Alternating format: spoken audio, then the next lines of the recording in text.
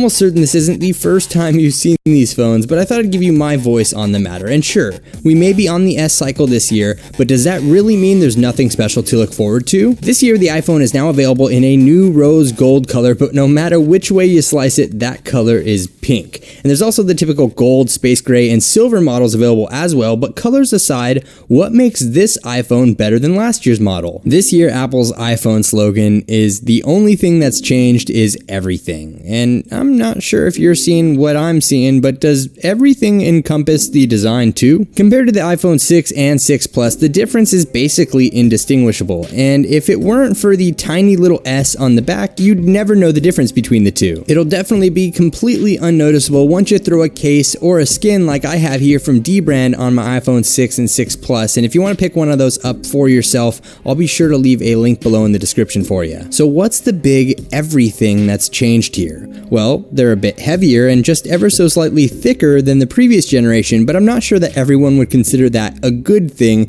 especially when you take the battery capacity into account. But more on that later, and the added weight and thickness is actually due to the use of the 7000 series aluminum to strengthen the build and the new display technology, which we'll get into shortly. Internally, we definitely have some changes happening though. The iPhone 6s and 6s Plus are rocking an A9 processor with 2 GB of RAM and a 1715 mAh battery in the iPhone 6s with a 2750 mAh battery in the 6s Plus. Touch ID is still present as well and is said to be twice as fast over the previous generation, but I'll put that to the test in a full comparison video coming up in the near future. Both of these devices also sport the same display in size and resolution, featuring 4.7 inches at 1334 by 750 on the iPhone 6s and 1920 by 1080 on the 6s Plus. But there's a new special feature that comes along with the display technology this year. Meet 3D Touch, what Apple is actually calling the next generation of multi-touch. This is a new feature on both of the new iPhones that actually senses how deep you press the display. Its pressure sensitivity is tied in with iOS and app-specific features that almost work as a quick access right-click menu for certain things. When you use 3D Touch, you'll receive some haptic feedback as well thanks to the new Taptic engine, which notifies you when you've successfully reached the amount of pressure to trigger it. And there are a ton of new features that this enables within iOS 9 and also a handful of select apps, though more are rolling out.